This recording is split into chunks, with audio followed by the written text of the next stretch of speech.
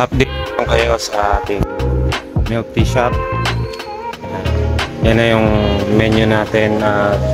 Yun, kulang pa kasi. So first ano pa lang, first 5. So 69.79, 69 na medium, 79 na large.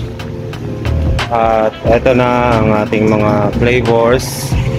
5 flavors pa lang, kulang sa budget. So eto, kung matatanong nyo, ang ganda ng ano, ang ganda ng airtight jar ko. Hindi yan ano, yung mga langgam, hindi yan basta, hindi yan makakapasok sa loob. Sa loob lang yan ang lid, pero hindi yan nakakapasok sa loob ng container. Ano, airtight yan pagka yan.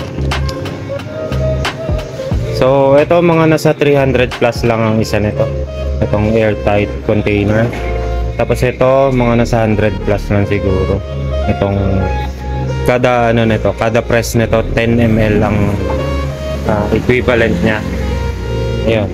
Tapos yun, may tatlo tayong mixer. Meron pa akong isa mas yung 1 liter.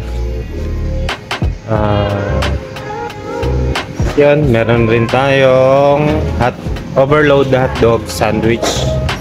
Tapos yan yung mga gamit natin. Yun yung pang bingsu, ayun bingsu. So available pa lang natin ngayon. Medyo maingay dito kasi tabing kalsada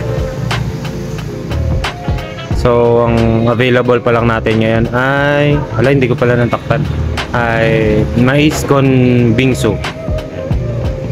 So eto, minaster ko pa. Hindi pala basta-basta, dapat tansyado mo yung film niyan para may sakto mo sa cup yung seal. Tapos ayun, yung ano, yung pearls minaster ko pa rin para hindi magdikit-dikit. So inabot ako ng 2 araw bago ko malaman kung paano hindi magdikit-dikit. At yun. So ano pa ba? Ang daming gamit. Medyo napalaki yung ano, medyo napalaki ng puhunan sa mga gamit. So ito pa lang malaki na rice cooker, sa boiler, bingsu ang pinakamalaki. So yun, yung mga supply pa, yung mga box, ayun yung mga ano, bowl para sa bingsu. Tapos yung mga cups, itong mga ano, mga straw.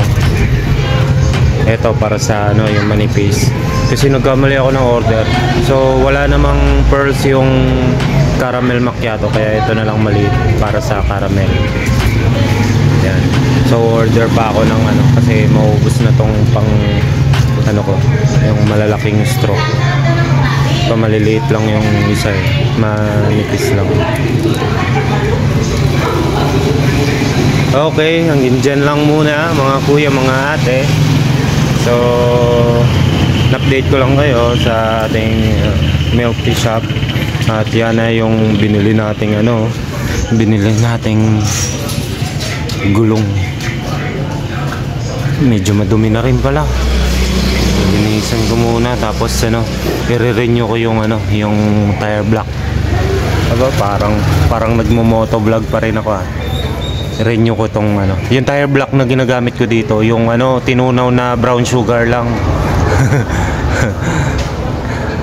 Yung DIY rin natin dati na ginawa para sa YTX. Yan.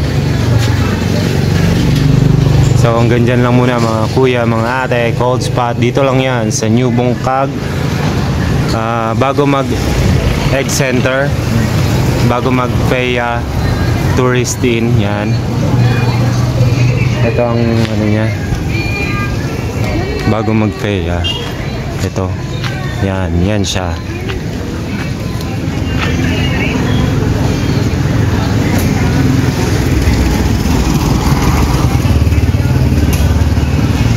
Yan, yung katabi niya yung ano, aircon repair.